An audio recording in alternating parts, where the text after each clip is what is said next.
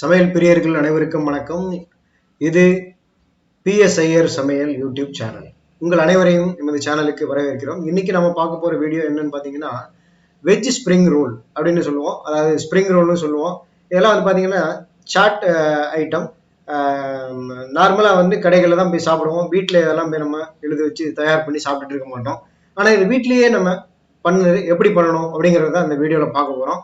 இதுக்கு தேவையானது பார்த்தீங்கன்னா, முதல்ல ஊற வச்ச பட்டாணி, முட்டைக்கோஸ், தக்காளி, கேரட்டு, அப்புறம் வந்து கேப்சிகம் சொல்லக்கூடிய கொடை மிளகாய்.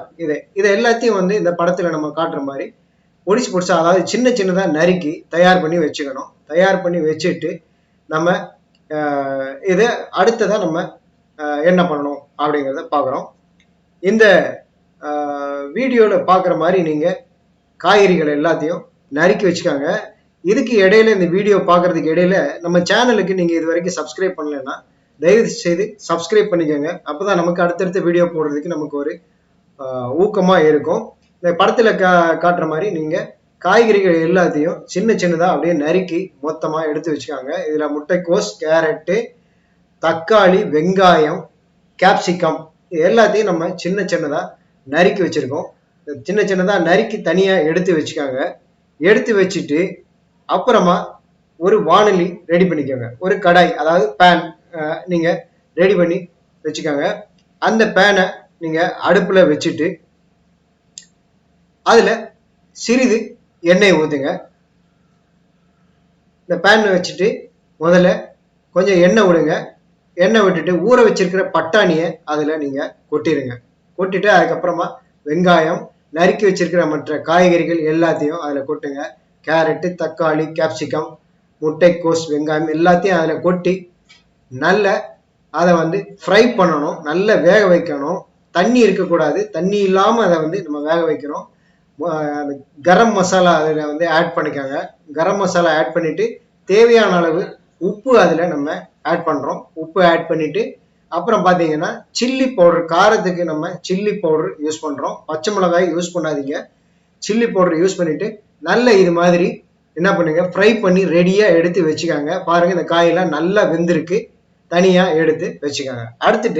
அடுத்தா நம்ம சப்பாத்திக்கு மாவு பிசைகிற மாதிரி ரெடி பண்ணுறோம். ஒரு பாத்திரத்தில் கோதுமை ஒரு 2 கரண்டியும் மைதா ஒரு 2 கரண்டியும் போட்டு அதில் கொஞ்சம் சால்ட் தேவையான அளவு ஆட் பண்ணிக்கோங்க. பிசைறதுக்கு ஏற்ற மாதிரி எண்ணெய் ஒரு 2 கரண்டி எண்ணெய் ஊற்றுக்காங்க. கொஞ்சம் தண்ணி விட்டு சப்பாத்திக்கு நம்ம எப்படி ரெடி பண்ணுவோமோ அதே மாதிரி மாவு பிசைஞ்சு ரெடி பண்ணி வச்சுக்காங்க. நல்ல கட்டியாக சப்பாத்தி இடுற மாதிரி வரணும். அதுக்கப்புறம் சப்பாத்தி மாதிரி நம்ம என்ன பண்ணுறோம், இடுறோம். இட்டு தேவையான அளவு எத்தனை உங்களுக்கு வெஜ் ரோல் வேணுமோ அத்தனைக்கு தேவையான காய்கறிகளையும் நீங்கள் வேக வச்சு ரெடி பண்ணி வச்சுக்கோங்க. அத்தனை நம்பர்ஸ் சப்பாத்திக்கும் மாவு பிசைஞ்சு ரெடி பண்ணி வச்சுக்கோங்க. இப்போ நீங்கள் சப்பாத்தி இட்டுட்டு அதில் அந்த நம்ம ஃப்ரை பண்ணி வச்சிருக்கிற வதக்கி வச்சிருக்கிற காய்கறிகளை அதில் கொட்டி இது மாதிரி நீங்கள் என்ன பண்ணணும், ரோல் பண்ணணும். அதை அப்படியே பாருங்கள், இது எவ்வளோ சூப்பராக அமேசிங் அருமையாக வருது. ரோல் பண்ணுங்க. ரோல் பண்ணிட்டு இந்த 2 பக்கமும் நீங்கள் இப்படி மடித்து விட்டுட்டு என்ன பண்ணணும், அதே மாதிரி ரோல் பண்ணிடணும். அதை நல்லா ரோல் பண்ணி அது வந்து ஒன்னோடனு ஒட்டிக்கணும். அதுதான் ரொம்ப ரொம்ப முக்கியம். அது வந்து தனியாக பிரிஞ்சு வந்துடக்கூடாது. நல்லா அது வந்து பேஸ்ட் ஆகிற மாதிரி ஒட்டிக்கணும். ஒட்டிட்டு அப்போதான் எண்ணெயில் போட்டால் நம்ம அதே மாதிரி ஷேப்பில் பொரிஞ்சு வரும். இல்லைன்னா அது தனித்தனியாக பிரிஞ்சு என்ன ஆகும், எண்ணெயில் கொட்டிடும். எத்தனை தேவையோ இதே மாதிரி நீங்கள் எடுத்து வச்சுக்காங்க, ரோல் பண்ணி வச்சுக்காங்க. அப்புறம் ஒரு வாணலியில் தேவையான அளவு பொரிச்சிக்க தேவையான அளவுக்கு எண்ணெயை விட்டு அதில் எண்ணெய் நல்லா காஞ்சதும் ஒவ்வொரு ரோலாக அதில் போட்டு நல்லா பொரிச்சு எடுத்துருங்க.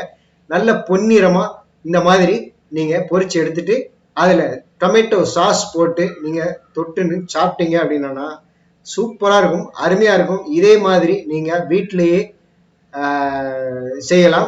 வீட்டிலேயே தயார் பண்ணி சாப்பிடலாம். கடையில் போய் சாப்பிட வேண்டியதில்லை. ஒன்று கடையில் வாங்கினீங்கன்னா 40லேருந்து 50 ரூபா வரைக்கும் இருக்கும்.